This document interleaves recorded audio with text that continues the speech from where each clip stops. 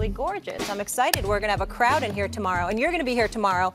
Full NBA season preview. Let me come back? You're definitely coming. You're Mike Wilbon. Sounds good. Thank you. You're the I inspiration. come on more frequently. I don't even need Come you on. to. I mean, they're rock stars Thanks too, but you're back. Mike Wilbon. Thanks So, for all right, having we're talking a little football. Let's get it going. Max, Danny Dimes. Disappointing showing yesterday against Kyler's Cards. He threw a touchdown and a pick as New York lost at home to Arizona. Michael, you had this tweet about the Giants quarterback. You were on fire yesterday. Bears made me angry the whole day for the whole league. All fired up. So we can avoid hearing all that Danny Dimes crap in the wake of 8 sacks, 2 lost fumbles, and a pick at home against the Cardinals. I will say this. He certainly is having issues taking care of the football. That is for sure. Max, I'm looking at you, though. Who would you rather have? Don't pick with your heart. Moving forward. Danny Dimes?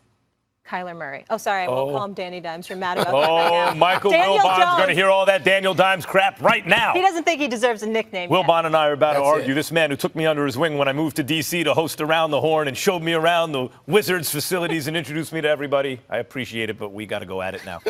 Look, we were just talking about this in the last segment and during the break a little bit. You know, but let me. The kind of quarterback that succeeds out the gate nowadays is an athletic quarterback, because they're expected to play as rookies, which didn't used to be the case. Sometimes as early as week 1, but early in the season. Danny Dimes, if we don't see him for 3 years, that'll be okay. Week 3. Not 3 years, week 3, he's in the game.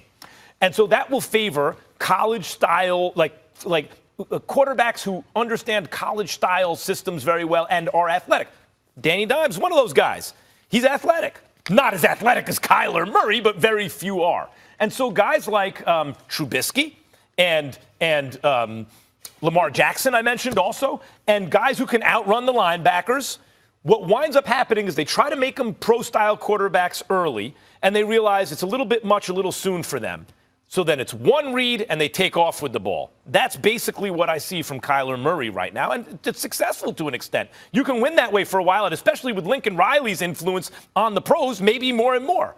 The struggles I see from Daniel Jones right now are the kinds that it doesn't mean he's destined for greatness, but are correctable and they have high upside. He holds the ball too long because he's like processing information and figuring out what's going on, keeping his eyes down the field and looking for that vertical passing game. Like, he's looking to do that. Now, at times he's got to get better. Everyone's talking about the internal clock's no good. He sees the pressure coming. He starts to roll out. He's got to know that that guy is going to be there eventually. He doesn't seem to. That's a correctable mistake. It doesn't mean he's guaranteed to correct it, but it's correctable. And I don't see otherwise a real weakness in his potential, including the height, the speed, the arm, not just the arm strength, but the arm talent, the accuracy, the way he processes the info, everything. I like everything I see. And long term, if I have to bet on one or the other, even after yesterday, I'm betting on Danny Dimes. I would trade my quarterback for Daniel Jones right now. So let this not sound like an indictment I'm issuing on Daniel Jones. And these two guys could be pretty close. I think they're both correctable situations. I think you have two situations where they can be coached, and they may be with the right coach. I think I would take Murray because of what we're seeing, strangely enough, with Lamar Jackson. There's an alternative. Let's just say that this, and by the way, the college influence that we're seeing, Max, I mean, I don't think it's going to go backward. I think we're going to see more of it. People are paying quarterbacks so much money. They want them to play earlier. What can they do earlier? Run college football systems. So I think that can work with Murray as well as Jones. I think these guys are going to be interesting to watch going forward. I take Murray right now by a hair. But when I was talking about Danny Dimes yesterday, the overstatement about every single quarterback that comes into the league 6 weeks into his career is what makes me crazy. He's had one good game. Like, I know he's had one good game. I would take him. I'd draft him. I'd like to have him. But let's not make him sort of the savior of the New York Giants. There's a quarterback in this league that I call Porn Star Jimmy. That's what I call him. All right? And it's not just because he showed up in Hollywood with a porn star. It's because other people who will remain nameless had already given him a nickname before he had accomplished anything. They called him Jimmy G. Okay? And my whole point was he didn't deserve it yet. His name is Jimmy Garoppolo. Let him go out there and show what he can do. I understand he started off 7-0, 2 games with New England, and then the 5-0 start with San Francisco after the season was over, and he won at the end of the game. But let him show us something. So then he got hurt his first after he got the $137 million, $72 million guarantee. Got hurt a game and a half into the season. My whole point was, let him do something first. That's what I say about Danny Dimes. I like Danny Dimes. I like Daniel Jones. I like the nickname Danny Dimes. But does he deserve it?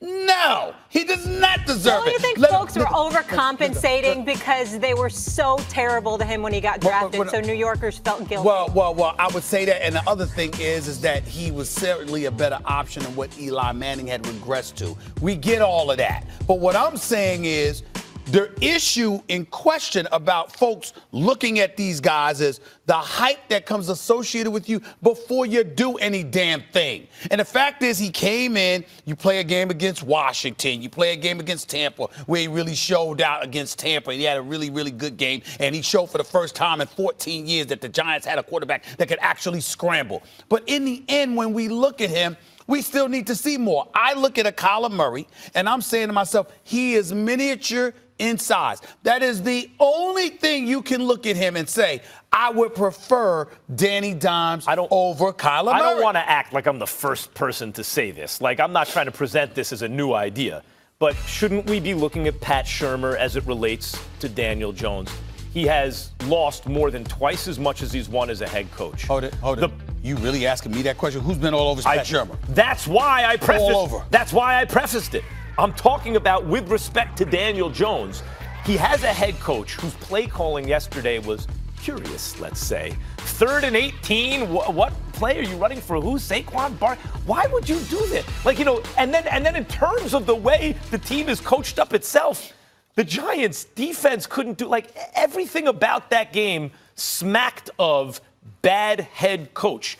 In spite of, this is not Cliff Kingsbury who got imported because of the quarterback you were going to draft, so it's a perfect marriage. They got the head coach first thinking this was going to be the guy. It wasn't. They then bring in a quarterback the coach believes in, do something with him. The Giants should have won that game. With a better coach, the Giants win that game yesterday. He was sacked 8 times. He was, and that obviously that points to offensive line issues. But the sacked 8 times, that's where we go back to Kyler Murray, and maybe you'd prefer him because, let's face it, the Cardinals are not stocked. That's right.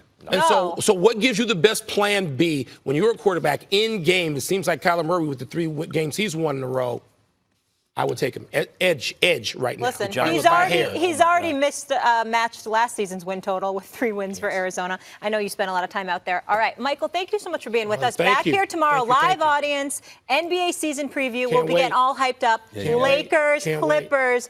Right here. My goodness, going to be a lot of fun. Thank you so much. Speaking of the NBA, heavy lies the crown, and you're about to find out just how heavy it'll be for King James this season. Steven's A-list coming up next. Get excited, football fans, because the NFL season is in full swing. Can you believe all these storylines from around the league?